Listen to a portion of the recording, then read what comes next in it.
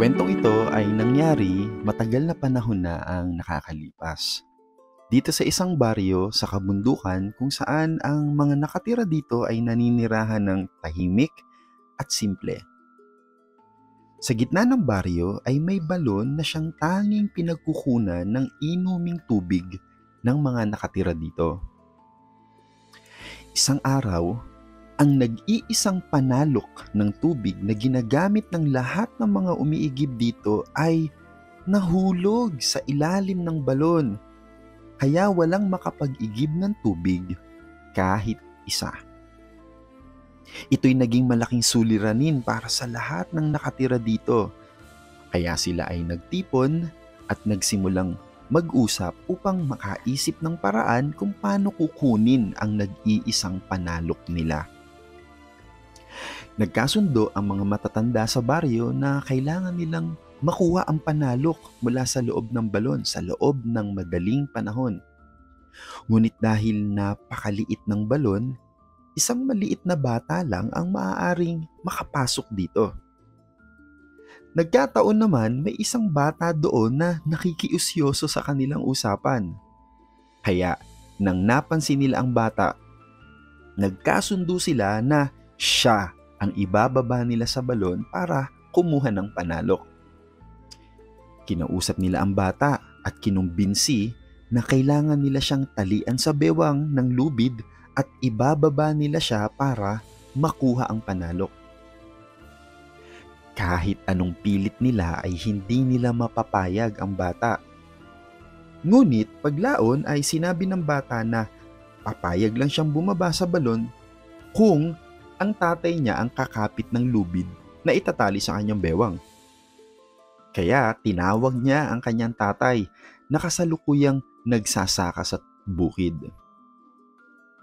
Laking gulat ng mga taga roon na ang kanyang tatay pala ay napakapayat at parang di pa kumakain mula kahapon.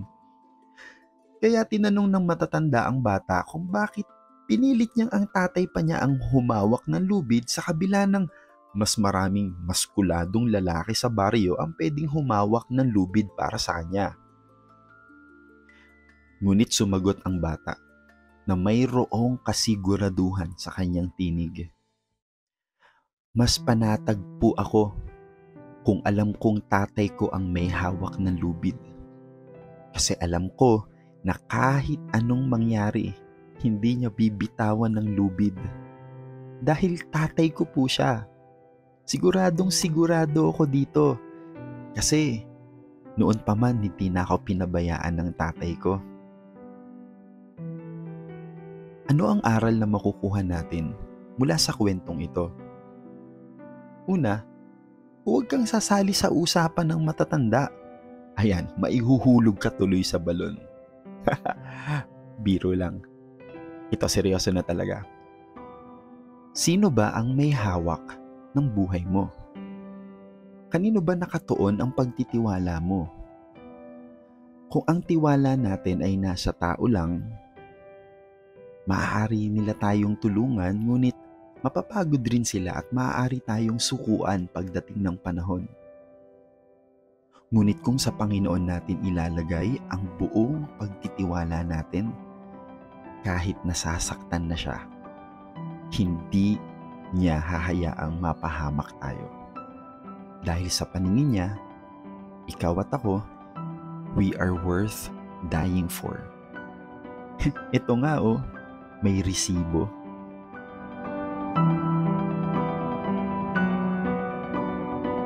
Kung ang tiwala mo sa Kanya ay nanlamig o nawala ng tuluyan dahil siguro sa mga kabiguan na naranasan mo noon, hinahamon kita na muling ibalik ang tiwala mo sa Kanya. Hindi man niya gawin o ibigay ang gusto mo ngayon, pero tiyak kong ibibigay niya ang totoong kailangan mo. Ito nga yung sarili niyang buhay na ibigay niya. Ano pa ang hindi niya kayang ibigay para sa'yo?